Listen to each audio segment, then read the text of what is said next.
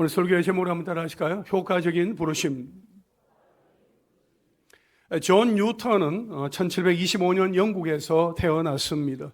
어린 시절에 어머니를 여의고 젊은 시절에 방황하며 해군에 입대하고 노예 무역에 종사하게 됩니다. 그는 당시 매우 폭력적이고 아주 무책임한 삶을 살았습니다.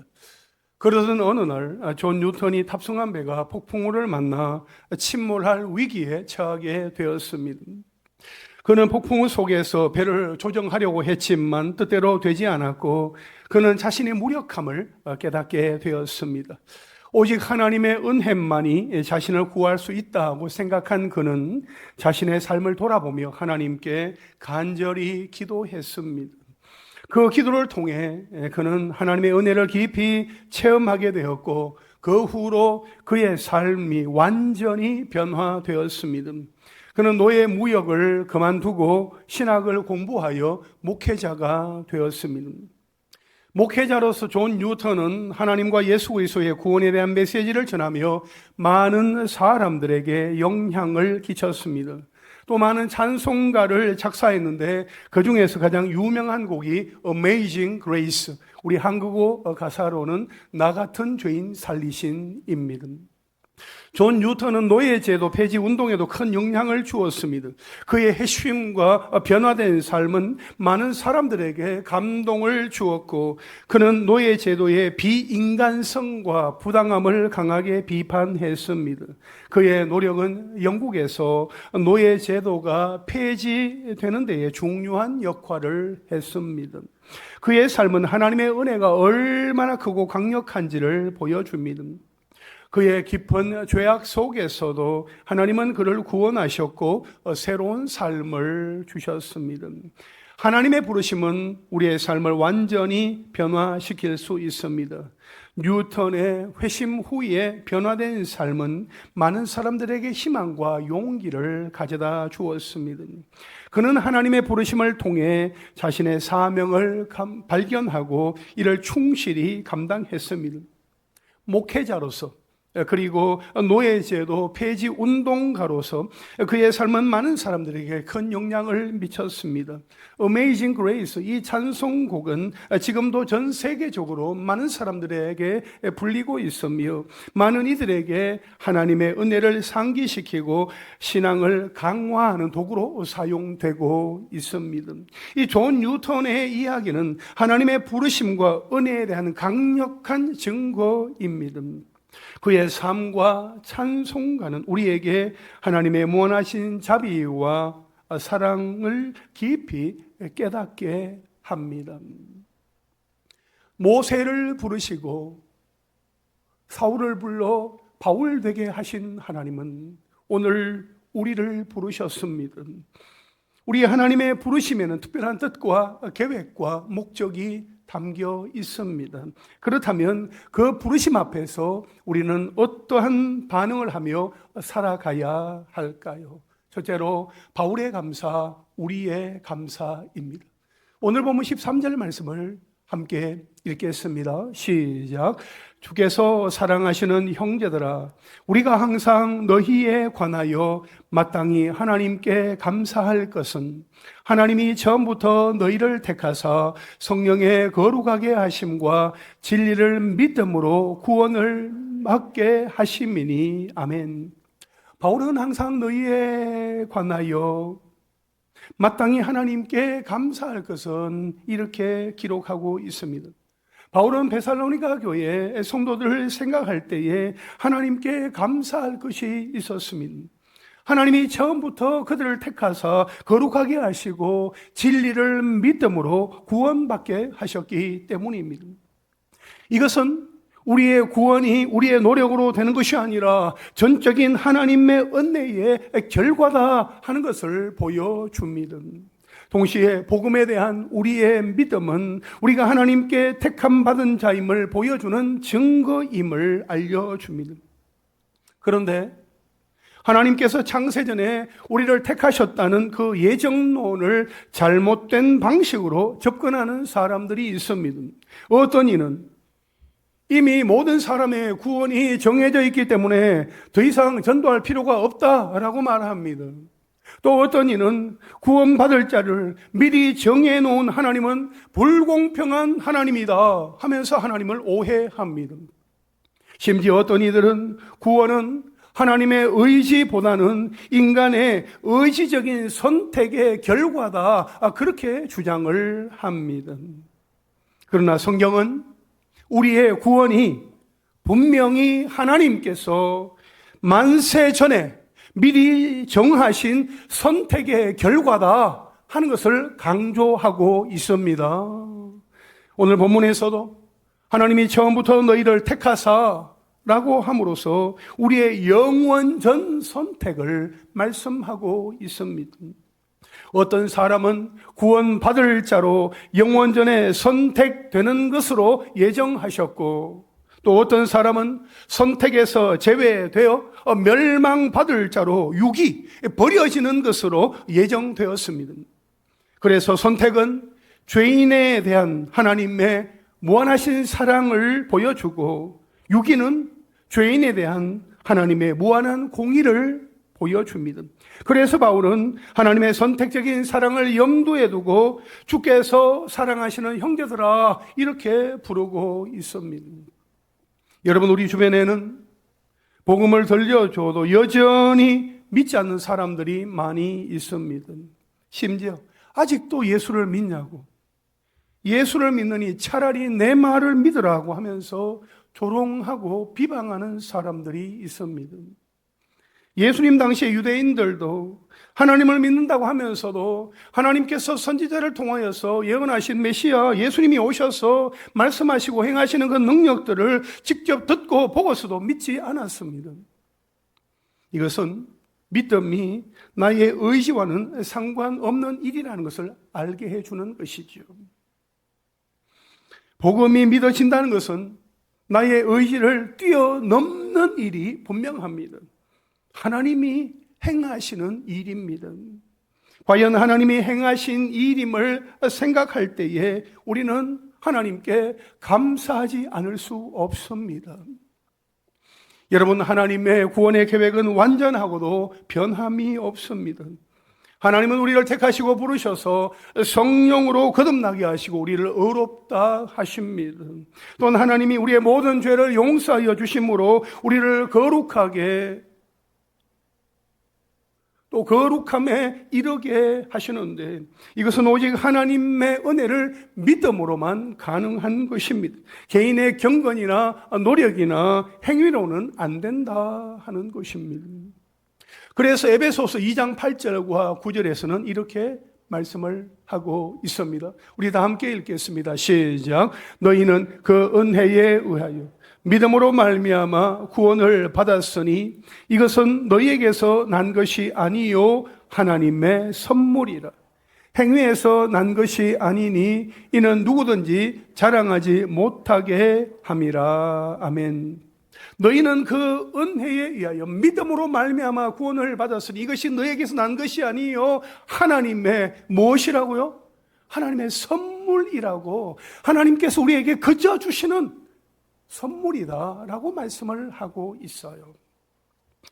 사랑하는 여러분, 하나님이 나를 사랑하셔서 오래전부터 나를 택하셨다 하는 그 사실을 확신하십니까?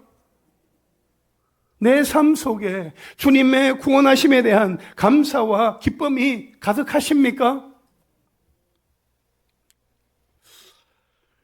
바울이 데살로니가 교회 성도들에게 하나님이 행하신 일을 생각하며 하나님께 감사하였던 것처럼 우리 또한 우리 주변의 형제 자매들을 하나님이 택하사 거룩하게 하시고 믿음으로 구원하심을 입어 하나님의 자녀가 되게 하신 것을 기억하면서 하나님 앞에 또 하나님께 더욱더 감사할 수 있게 되기를 간절히 바랍니다.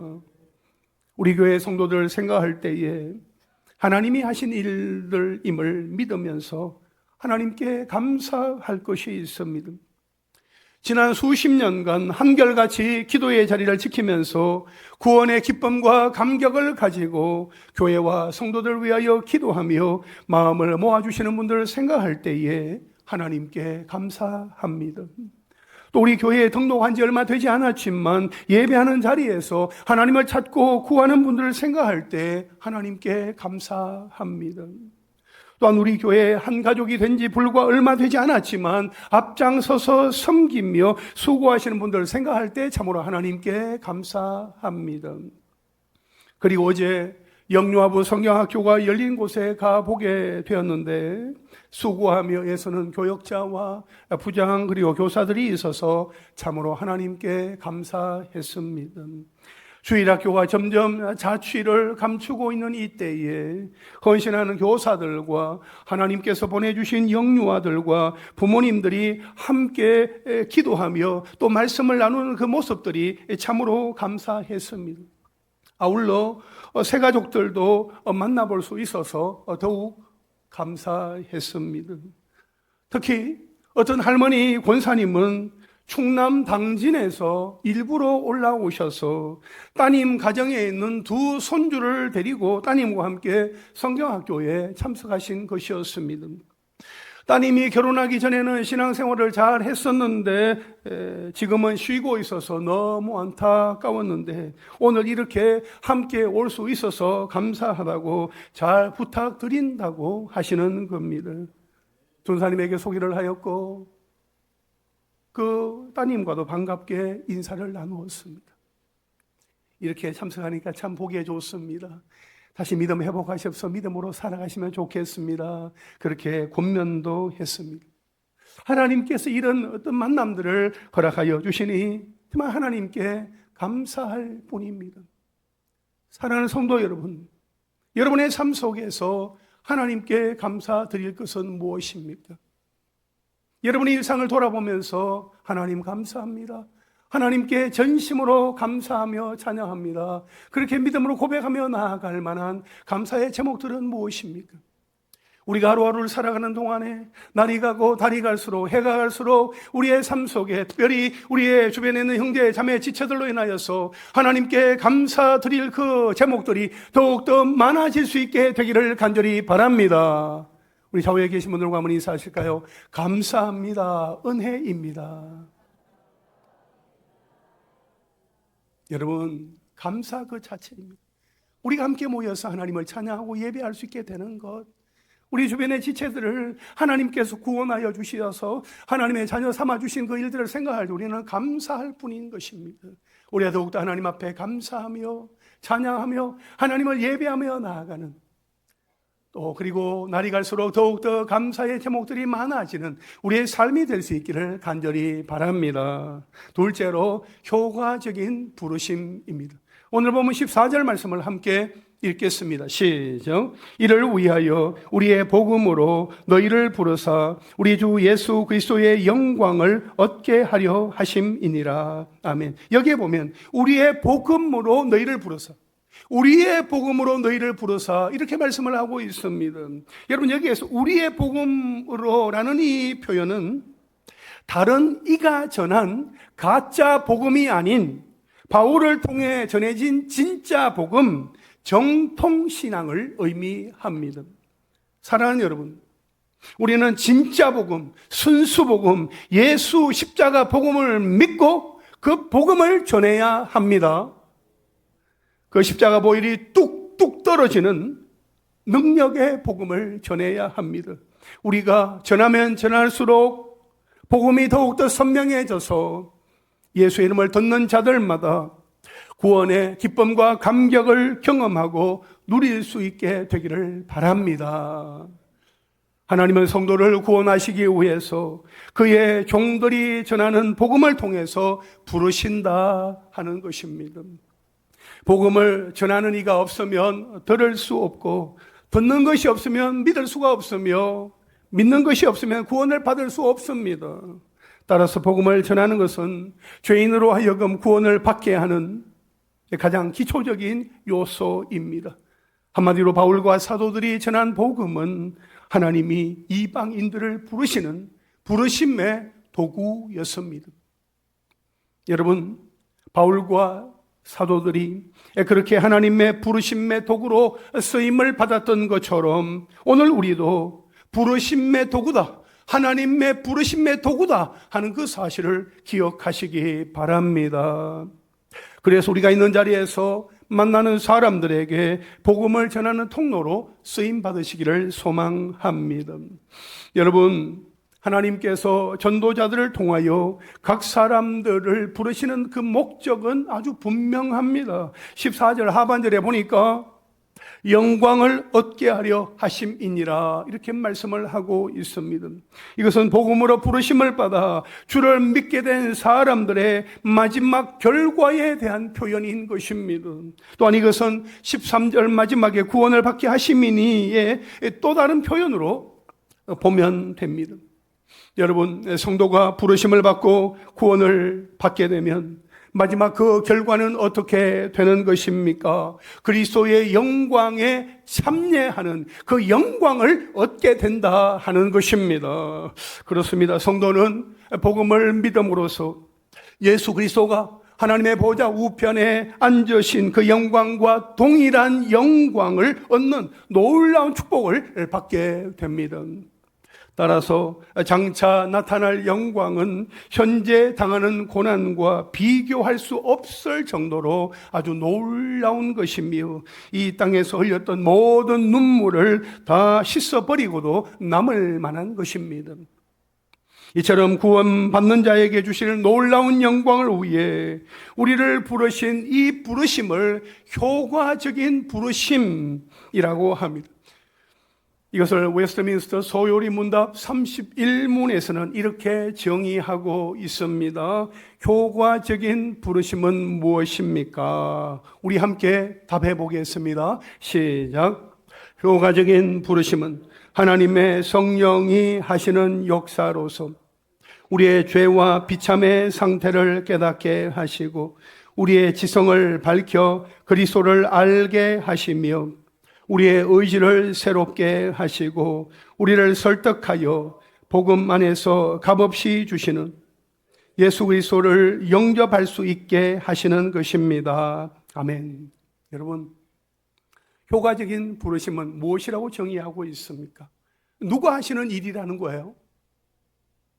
하나님의 성령이 하시는 일이라는 겁니다. 하나님의 성령께서 각 사람에게 찾아오셔서 그 죄와 비참함의 그 상태를 깨닫게 하여 주시고 우리의 지성을 밝혀서 예수 그리스도를 알게 하시며 우리의 의지를 새롭게 하여 주시고 우리를 설득하여서 그 값없이 주시는 예수 그리스도, 그 예수 그리스도를 영접할 수 있게 하신다 하는 거예요. 그 일을 성령께서 하시는데 이것을 효과적인 부르심이다 이렇게 정의를 하고 있어요. 여러분, 복음이란 무엇입니까? 죄와 허물로 죽은 인간, 하나님과 그 관계가 단절된 그 인간에게 살아날 길이 있다, 살아갈 길이 있다 하는 것 아니겠습니까? 예수 그리스도의 이름을 듣고 회개하며 믿는 자는 죄 사함을 받고 구원을 받는다 하는 것입니다. 여러분, 복음이 전해지는 곳에는 두 부류의 사람들로 나뉘게 됩니다. 구원받는 자와 멸망당하는 자입니다. 멸망당하는 자, 멸망받는 자, 곧 믿지 않는 사람들에게 있어서 복음은 십자가의 도는 미련한 것입니다. 도대체 뭐라고 하는 거야? 하면서 복음은 그들의 마음에 거리끼고 귀에 거슬립니다. 그들이 원하는 복음은 어떤 겁니까? 잘 사는 법, 부자 되는 법, 건강하게 사는 법, 출세하는 방법에 대해서 알려주는 것, 그것이 그들에게는 복음인 거예요. 그런 것을 쫓아가는 사람들에게 십자가 복음은 우의 독경일 뿐입니다. 반면에 십자가의 도가 구원받는 자들에게는 생명의 복음으로 들리는 것입니다. 죄에 빠진 나를 건져주시려고 예수님이 오신 것이구나. 예수님이 오셔서 나를 대신하여 십자가에 달려 피 흘려 죽으시면서 내 죄를 깨끗하게 흰 눈보다 더 희게 씻어주신 것이구나. 예수님 감사합니다. 하나님 감사합니다. 그렇게 믿고 고백하게 되는 것입니다. 이것이 효과적인 부르심입니다. 효력 있는 부르심, 유효한 부르심, 효과적이라고도 그렇게 말할 수 있겠습니다. 여러분, 여기에서 효과적이라는 이 말은요, 하나님의 부르심에는 실패가 없다는 것입니다. 하나님의 부르심에는 실수가 없다는 거예요. 후회하심도 없다는 거예요. 전능하신 하나님이 행하시는 구원은 그 자체로 효과적이기 때문에 실패 없이 우리 안에 그대로 성취되는 것입니다. 이렇게 구원의 효과는 우리에게 큰 위로와 확신, 기쁨과 감격을 더하여 줍니다. 여러분, 효과적인 부르심을 다시 말하면 성령님을 통해서 복음을 듣는 사람들로 하여금 회개와 믿음과 순종의 마음으로 하나님의 부르심에 응답하게 하시는 하나님의 주권적인 행위다라고 말할 수 있습니다. 그래서 하나님의 부르심은 무조건적인 선택이요, 저항할 수 없는 은혜입니다. 왜냐하면 하나님께서 죄인의 상태와 관계없이 하나님 그분의 기쁘신 뜻대로 죄인을 부르셨기 때문입니다. 이 효과적인 부르심, 거룩한 부르심은 성령님을 통하여서 우리에게 그대로 적용됩니다. 부르심을 받을 때에 성령님은 우리 안에 그 믿음을 불러일으켜 주십니다. 그래서 효과적인 부르심을 받은 사람만이 예수님을 믿게 되는 것이지요.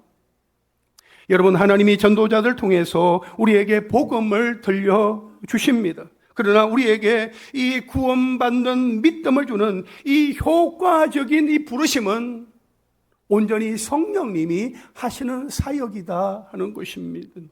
여러분, 성령님이 우리 각 사람의 영혼에 적용해 주신 이 효과적인 이 부르심으로 말미암아 우리가 회개도 하고 순종도 하고 소망도 가질 수 있게 되었습니다. 오직 하나님의 은혜, 성령님의 은혜로 우리를 구원해 주신 예수 그리스도를 찬양하며 경배합시다. 할렐루야. 여러분, 성령님은 효과적인 부르심을 받은 성도들이 예수님을 믿은 그 순간부터 또 죽는 그 순간까지 계속해서 그 구원을 완전히 이룰 수 있도록 도우시며 역사하신다는 거예요. 예수를 믿게 되어지고 이 땅에 살면서 하나님 나라에 가게 되면서 또 영원토록 하나님 나라에서 주와 함께 왕노를 하면서 하나님을 경배하며 살아가게 되는 그 모든 어떤 구원의 과정, 구원의 여정을, 구원의 서정, 구원의 순서, 이렇게 우리가 표현을 하게 되어지는데, 여러분, 구원의 서정 9단계는 말이죠, 시간적인 순서가 아니라 논리적인 순서다 하는 것입니다. 이 구원의 서정 9가지 단계에서 첫 번째 단계를 보겠습니다. 소명입니다. 부르심, 콜링입니다. 하나님께서 구원하시기 위해서 우리를 부르시는 것. 여러분, 이 소명에는 외적인 소명과 내적인 소명이 있습니다. 외적인 소명은 친구야, 나와 함께 교회 가자. 일반적인 부르심을 외적인 소명이라고 합니다. effectual calling, 효과적인 부르심은 내적인 소명인 것입니다. 성령께서 그 사람에게 오셔서 일하시는 것이요. 두 번째는 중생입니다. 리제너레이션인데요, 하나님이 찾아오심으로 우리가 거듭나게 되는 것, 다시 태어나게 되는 것, 예수를 믿음으로 말미암아 옛 사람이 이제는 새 사람이 되어지는 것, 그 상태를 중생이라고 이렇게 표현을 합니다. 그 다음은 회개, 컨버션입니다. 죄인이 죄에서 떠나 하나님께로 돌아가는 것, 완전 인생길의 그 방향의 전환을 말하는 것입니다. 그 다음에는 믿음입니다. 신앙, faith인데요, 예수님은 나의 구주와 주님으로 믿으며 믿음, 신앙을 가지게 되는 것을 말합니다. 그 다음에 믿음 다음에는 칭의, justification인데요, 믿음을 가지게 되면 이제 의롭다, 이제 칭해 주시는 것이죠. 그 다음에는 수양입니다. 양자 되는 것인데 adoption입니다. 우리를 하나님의 아들, 딸로 양자로 삼아 주시는 것을 말하는 거예요. 그 다음에는 성화입니다. sanctification인데요, 거룩하게 되어지는 것을 말하는 것입니다. 날마다 우리가 성령의 역사하심 가운데 우리의 날마다 우리의 속사람이 새롭게 또 거룩하게 되어져가는 그 과정을 성화라고 하고, 우리는 지금 그 단계에 놓여져 있는 것이요. 그 다음 8번째는 성도의 견인입니다. Perseverance of the saint라고 말할 수 있는데요. 선택받은 자들이 끝까지 구원을 받을 수 있도록 인도하시는 것. 그래서 성도들이 잘 견뎌낼 수 있도록 도우시는 그 일들을 성령께서 지금 하고 계시고, 마지막 9번째는요, 영화, glorification입니다. 예수 그리스도의 재림으로 구원이 이제 구원의 완성이 이루어지는 그러한 상태. 그러니까 영화로운 단계에 들어가면 우리가 하나님을 영화롭게 하며 영원토록 하나님을 예배하는 자리에 거하게 되는 것이지요. 여러분 기억하십시오. 성령님은 우리를 거듭나게 하시고 거룩하게 하시며 장차 영화롭게 하십니다. 부르심을 받는 사람들이 거듭나게 되고 돌이키게 되며 믿음을 갖게 되고 의롭다함을 받게 되며 하나님의 자녀가 되고 거룩하게 되는 유익을 얻게 됩니다. 여러분, 이러한 효과적인 부르심은 하나님의 은혜요 선물입니다. 예수님을 마음 가운데 구주와 주님으로 모시고 살아가면서 내 죄를 뉘우치고 돌이켜서 하나님 앞에 회개하며 나아가는 그 사람에게 하나님께서 놀라운 구원의 은총을 허락하여 주셨는데, 이 효과적인 부르심을 생각하면 우리는 하나님 앞에 감사하지 않을 수 없는 것입니다. 나의 어떤 수고나 애씀이나 공로로 인하여서 어떤 자격 조건을 갖추었기 때문에 나에게 주어진 것이 아니라 철저히 전적으로 하나님의 은혜로 말미암아 우리에게 선물로 주어진 것이다 하는 것을 우리가 기억하고 감사하며 하나님 앞에 기쁨으로 나아가는 하나님의 사람들 다 되시기를 간절히 바랍니다. 그렇다면 효과적인 부르심을 받은 성도들은 어떻게 살아야 할까요? 마지막 셋째로 부르심을 받은 자의 삶입니다. 오늘 본문 15절 말씀 함께 읽겠습니다. 시작. 그러므로 형제들아 굳건하게 서서 말로나 우리의 편지로 가르침을 받은 전통을 지키라. 아멘. 여러분, 바울은 자신이 전한 사도적 이 가르침을 굳게 지키라, 그렇게 권면하고 있습니다. 구원의 종착지가 어떤 곳인지 안다면 그 구원의 길에 견고하게 서서 바울을 통해 전해진 하나님의 말씀을 힘써 지켜야 한다는 것입니다. 15절에 보면 그러므로 형제들아 굳건하게 서서 지키라 하는 이 표현이 있습니다. 이 말은 그러므로 형제들아 굳게 서라, 그리고 굳게 붙들어라 하는 의미입니다. 굳건하게 서라는 말은 주를 믿는 신앙에서 조금도 흔들리지 말고 견고하게 서 있으라 하는 그러한 의미인데, 사실 데살로니가 교회의 성도들은 그러한 삶을 살고 있었습니다. 믿음의 역사와 사랑의 수고와 소망의 인내가 있었던 사람들이요, 그들이 말씀을 들을 때에 사람의 말로 받지 아니하고 하나님의 말씀으로 받으면서 그 말씀을 붙들고 살았던 삶이었어요. 그랬던 그들에게 바울이 다시금 이런 권면을 하는 것은 그러한 모습이 어떤 일시적인 현상에 그쳐서는 안 되었기 때문입니다. 이 명령은 현재 시제로 그런 모습을 변치 말고 항상 유지하라는 것입니다. 상황과 형편에 따라 변해서는 안 되는 것이기 때문입니다. 또한 지키라 했는데 이 단어도 현재 시제로 아주 계속적인 의미를 나타내고 있습니다. 점유함으로써 굳게 붙드는 것을 의미하는데요, 이처럼 굳게 붙드는 데는 또 힘과 노력이 요구되어집니다.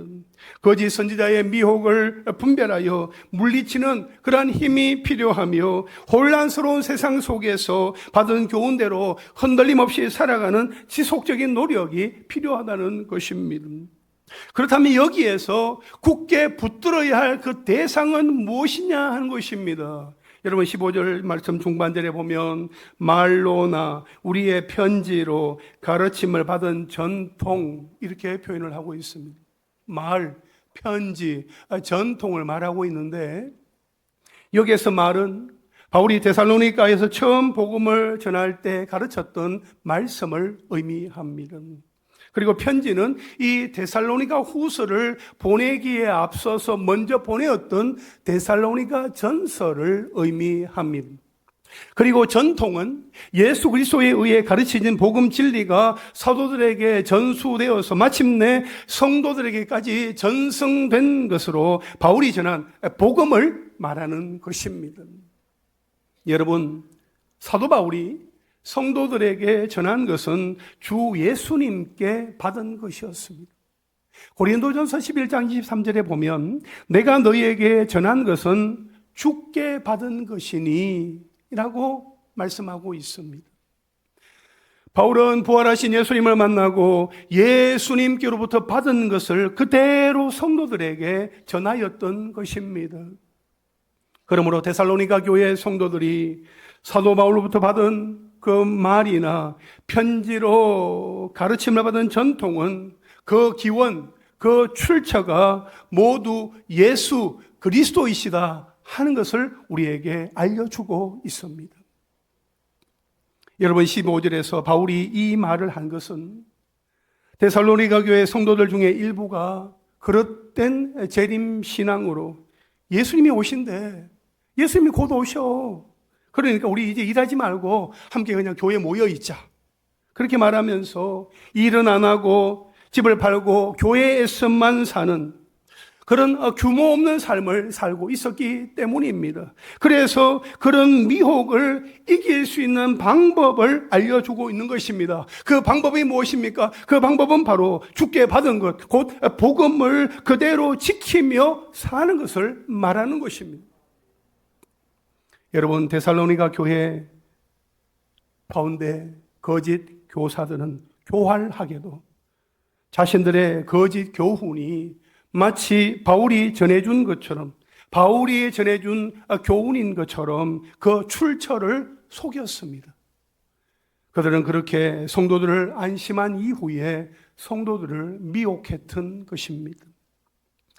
그래서 바울은 이 편지의 말미인 데살로니가후서 3장 17절에서 나 바울은 친필로 문안하노니 이는 편지마다 표시로서 이렇게 써놓으라 하면서 이 편지가 바울 자신이 보낸 서신임을 분별할 수 있도록, 그들이 분별할 수 있도록 도와주는 것을 우리는 볼 수 있습니다.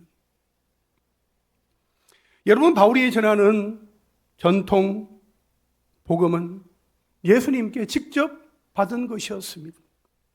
고린도후서 12장 1절에 보니까 무익하나마 내가 부득불 자랑하노니 주의 환상과 계시를 말하리라 했습니다. 주의 손에 이끌려가서 그가 보게 된 주의 환상과 계시, 주께로부터 받은 것을 그가 조심스럽게 말하는 것을 우리는 보게 됩니다. 갈라디아서 1장 11절과 12절 말씀에 보면 형제들아 내가 너희에게 알게 하노니 내가 전한 복음은 사람의 뜻을 따라 된 것이 아니니라 했습니다. 12절에 보니까 이는 내가 사람에게서 받은 것도 아니요 배운 것도 아니요 오직 예수 그리스도의 계시로 말미암은 것이라 이렇게 말하고 있습니다. 예수 그리스도께서 주신 것이라 그렇게 분명하게 말하고 있는 것입니다. 그리하여 바울은 예수님의 권위로 전통을 지키라, 복음을 지키라, 말씀을 지키라 강조하고 있는 것입니다. 여러분, 사도 바울이 예수님께로부터 받아서 편지로 남긴 것이 오늘 우리에게 전해졌습니다.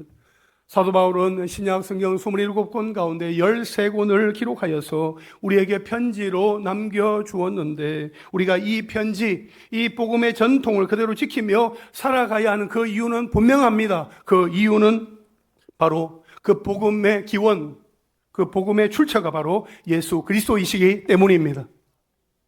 따라서 우리는 이 복음의 전통, 말씀을 지킴으로써 미혹이나 유혹에 빠지는 일이 없어야 할 것입니다.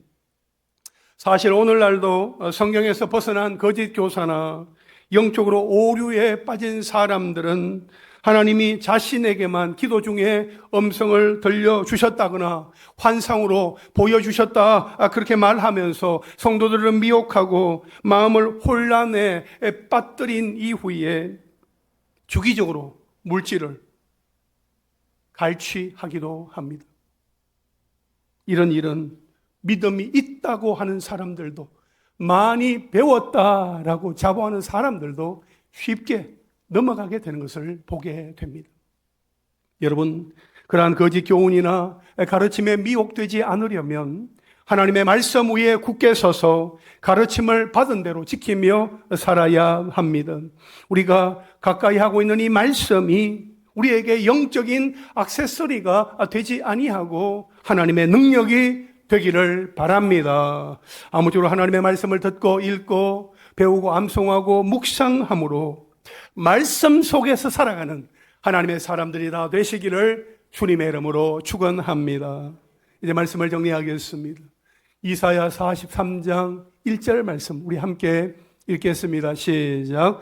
야곱아, 너를 창조하신 여호와께서 지금 말씀하시느니라. 이스라엘아, 너를 지으신 이가 말씀하시느니라. 너는 두려워하지 말라.